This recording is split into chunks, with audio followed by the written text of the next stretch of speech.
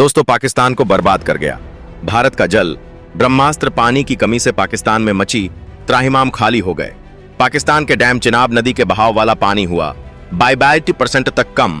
मात्र 50 दिन में पाकिस्तान को लग चुका $7.1 बिलियन का फटका सड़कों पर उतरे। लोग इधर पाकिस्तान जाने वाले अधिकतर पानी को खुद इस्तेमाल करेगा।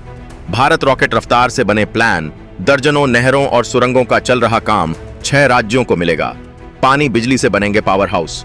दोस्तों, यह कोई कल्पना नहीं बल्कि वह दहकती हुई हकीकत है जिसने इस्लामाबाद से लेकर रावलपिंडी तक के सत्ता के गलियारों में भूचाल ला दिया है। दशकों से पाकिस्तान अपनी करतूतों से भारत को परेशान करता आया, यह सोचकर कि भारत सिर्फ शांति की बातें करेगा, लेकिन वह भूल गए थे कि जिस देश में भागीरथ पत्थर का सीना चीरकर गंगा को धरती पर ला सकते हैं, वो देश अगर अपनी पर आ जाए तो नदियों का रुख मौत भी सकता है। भारत ने एक ऐसा कदम उठाया है, एक ऐसा फैसला लिया है जो किसी भी सैन्य एक्शन से 1000 गुना ज्यादा असरदार साबित हो रहा है। हमने वो कर दिखाया है जिसकी कल्पना भी पाकिस्तान ने कभी नहीं की थी। हमने उसकी जीवन रेखा पर नियंत्रण कर लिया है। पाकिस्तान में जो हो रहा है, उसके जो आंख दहे सामने आए हैं, वह इतने भयानक हैं कि दुनिया हैरान है कि भारत की ताकत का असली रूप तो अब सामने आया है। एक तरफ पाकिस्तान में पानी की एक एक बूंद के लिए हाहाकार मचा है, फसलें तबाह हो रही हैं, अर्थव्यवस्था टूट रही है, और दूसरी तरफ भारत उसी पानी से अपनी जमीन को सींचने के लिए दर्जनों बांधों और नहरों का जाल बिछा रहा है। यह है नए भारत की नई नीति। हम आपको बताएंगे। इस धमाकेदार खबर की पूरी कहानी, तो बने रहिएगा वीडियो पर, और इस संबंध में आपके जो भी विचार हो कमेंट में लिखकर जरूर बताइएगा। तो चलिए अब पर्दा उठाते हैं उस सबसे बड़ी कहानी से जिसने पाकिस्तान की नींदें उड़ा दी हैं। यह कहानी है नदियों की, यह कहानी है पानी की, और यह कहानी है भारत के उस अधिकार की जिसे हमने 65 साल बाद पूरी ताकत से इस्तेमाल किया है। बात शुरू होती है 24 अप्रैल से, जब भारत ने एक ऐतिहासिक और साहसिक फैसला लेते हुए पाकिस्तान के साथ 65 साल पुराने सिंधु जल समझौते को निलंबित कर दिया। यह कोई छोटा मोटा फैसला नहीं था, यह एक ऐसा कदम था जिसने पाकिस्तान की गर्दन पर हाथ रख दिया था, और अब इस फैसले का असर जमीन पर किसी सुनामी की तरह दिख रहा है। पाकिस्तान की शान और पंजाब की जान कही जाने वाली चेनाब नदी, जो कल तक शान से बहती थी, आज सिसक रही है, दम तोड़ रही है। आंकड़े सुनेंगे तो आपके होश उड़ जाएंगे। इस नदी में पानी का बहाव 22% तक कम हो गया है। जी हाँ, आपने सही सुना, 22% सोचकर देखिए। जिस नदी में 29 मई को 28,200 क्यूसेस पानी बह रहा था, वह आज घटकर सिर्फ 7,200 क्यूसेस पर आ गया है। यह ऐसा है मानो किसी विशालकाय अजगर ने एक ही झटके में नदी का सारा पानी पी लिया हो, और वह अजगर है भारत का दृढ़ निश्चय। यहाँ एक और डरावनी हकीकत है। विशेषज्ञों का मानना है कि चेनाब में पानी का स्तर जल्द ही 3000 क्यूसेक से भी नीचे जा सकता है।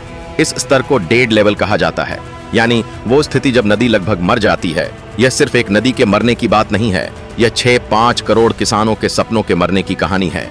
पाकिस्तान के पंजाब और सिंध प्रांत, जो उसकी खेती की रीढ़ है, वो सिंचाई के लिए इसी चिनाब पर निर्भर है। अब जब नदी ही नहीं बचेगी तो खेत कैसे बचेंगे? अनुमान है कि पाकिस्तान की 40% से ज्यादा फसलें पूरी तरह बर्बाद होने की कगार पर हैं। यह सिर्फ चेनाब की कहानी नहीं है। सिंधु नदी पर बना पाकिस्तान का सबसे बड़ा तारबेला बांध और झेलम पर बना मंगला बांध भी पानी के लिए तरस रहे हैं। उनके विशाल जलाशय अब खाली मैदान जैसे दिखने लगे हैं। पाकिस्तान का कृषि मंत्रालय खुद मान चुका है कि यह खरीफ का मौसम पाकिस्तान के इतिहास का सबसे खराब मौसम होने वाला है। यह भारत के उस मौन प्रहार का असर है जो बिना आवाज किए पाकिस्तान की बुनियाद हिला रहा है। पाकिस्तान में अब सिर्फ पानी का अकाल नहीं पड़ा है, बल्कि उसकी अर्थव्यवस्था पर कयामत आ गई है। पानी की कमी से जो आर्थिक तबाही मची है, उसके आंख अंधे किसी भी देश को घुटनों पर लाने के लिए काफी हैं। जरा इन आंख अंधों पर गौर कीजिए। सिर्फ गेहूं की फसल में नुकसान, पाकिस्तान को अब तक पाकिस्तानी रुपए से ज्यादा का नुकसान हो चुका है। यह रकम इतनी बड़ी है कि पाकिस्तान इससे कई सालों तक अपनी सेना और सरकार का पूरा खर्चा चला सकता था। जीडीपी पर सीधा असर यह नुकसान पाकिस्तान की कुल कृषि जीडीपी का सोचिए। एक ही झटके में देश की खेती की कमाई का लगभग 1/4 हिस्सा स्वाहा हो गया। भविष्य का अनुमान, अगर पानी की यह किल्लत जारी रही, जो कि रहेगी, तो साल के अंत तक यह नुकसान 4,500 अरब के पार जा सकता है। यह पाकिस्तान की अर्थव्यवस्था के ताबूत में आखिरी कील साबित होगा। इस तबाही ने पाकिस्तान के अंदर एक गृह युद्ध जैसे हालात पैदा कर दिए हैं। जिन किसानों को सरकार और सेना देश की रीढ़ कहती थी, आज वही किसान सड़कों पर हैं। पाकिस्तान किसान इत्तेहाद पीकेआई जैसे बड़े किसान संगठनों ने सीधी चेतावनी दे दी है कि अगर हालात नहीं सुधरे तो वह लाखों की संख्या में ट्रैक्टर लेकर इस्लामाबाद पर चढ़ाई कर देंगे। पीकेआई का दावा है कि बर्बाद होती फसलें किसानों को कर्ज के ऐसे दलदल में धकेल रही हैं जहां से निकलना नामुमकिन है।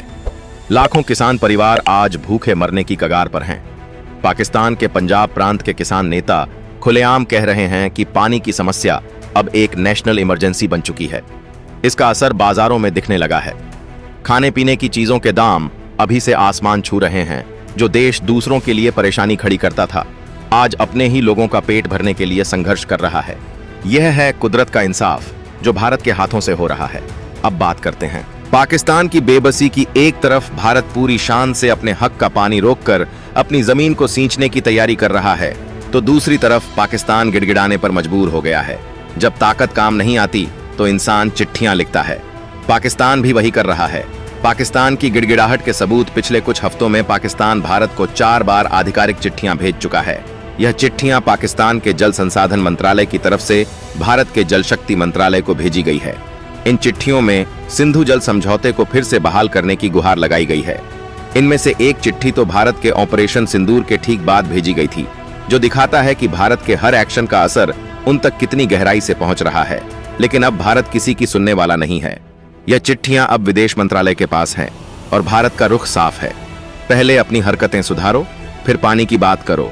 और यह बेबसी सिर्फ चिट्ठियों तक सीमित नहीं है। पाकिस्तान के विशालकाय बांधों की हालत देखकर आपको उनकी असली औकात का अंदाजा होगा। मंगला बांध, यह दुनिया का 7वां सबसे बड़ा बांध है। इसकी कुल क्षमता 19 लाख एकड़ फुट पानी की है, लेकिन आज इसमें सिर्फ 27 लाख एकड़ फुट पानी बचा है, यानी आधे से भी ज्यादा खाली तारबेला बांध। यह पाकिस्तान का सबसे बड़ा बांध है। इसकी एक एथार 16 लाख एकड़ फुट की क्षमता के मुकाबले इसमें भी पानी आधे से कम रह गया है। यह बांध पाकिस्तान की शान हुआ करते थे, आज यह उसकी बर्बादी के स्मारक बने खड़े हैं। यह सब क्यों हो रहा है? क्योंकि भारत ने अपने हिस्से की नदियों पर बने बगलिहार और सलाल डैम के गेट बंद कर दिए हैं। हमने सिर्फ वो किया है जो हमारा हाक्य है, और उसी से पाकिस्तान में त्राहिमाम मच गया है। अब सवाल यह उठता है कि भारत ने यह कदम क्यों उठाया और इस सिंधु जल समझौते की असलियत क्या है? दोस्तों, सच तो यह है कि यह समझौता भारत की 65 साल की दरियादिली और पाकिस्तान के 65 साल के धोखे की कहानी है। 1960 में वर्ल्ड बैंक की मध्यस्थता में जब यह समझौता हुआ, तब भारत ने बड़ा दिल दिखाते हुए सिंधु नदी प्रणाली की 6 नदियों में से 3 पूर्वी नदियों सतलुज, ब्यास, रावी का नियंत्रण अपने पास रखा और 3 पश्चिमी नदियों सिंधु, झेलम, चिनाब का पानी पाकिस्तान को दे दिया। इस समझौते के तहत भारत ने कुल पानी का लगभग 80% हिस्सा पाकिस्तान को दे दिया और अपने लिए सिर्फ 20% रखा। हमने यह त्याग इसलिए किया ताकि क्षेत्र में शांति बनी रहे और पाठ डेढ़ होसी देश खुशहाल रहे। लेकिन पाकिस्तान ने हमारी इस दरियादिली को हमारी कमजोरी समझ लिया। वो हमारे दिए पानी से अपनी जमीन सींचता रहा और उसी जमीन पर भारत के खिलाफ साजिशें रचता रहा। लेकिन अब नया भारत जाग चुका है। प्रधानमंत्री मोदी की सरकार ने साफ कर दिया है कि पानी और परेशानी एक साथ नहीं बह सकते। भारत अब अपने हक का एक एक बूंद पानी इस्तेमाल करेगा। जिस पानी को हम दशकों से पाकिस्तान की ओर बह जाने देते थे, अब उसी पानी से हम अपनी धरती की प्यास बुझाएंगे। भारत का मास्टर प्लान।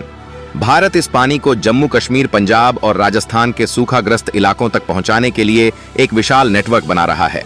इसके तहत शाहपुर कंडी बांध का काम तेजी से पूरा किया जा रहा है।